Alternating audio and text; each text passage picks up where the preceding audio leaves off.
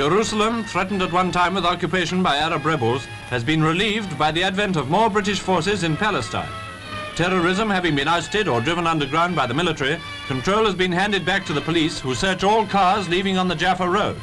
Notice protection on the windscreens against stones and other missiles.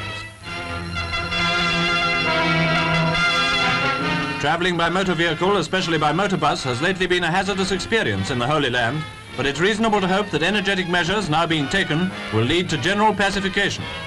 Britain's lot in Palestine is to ensure safety and fairness to all elements, not only all races, but all the different faiths which abound in this ancient land. To open the magnificent new City Hall at Norwich, built at a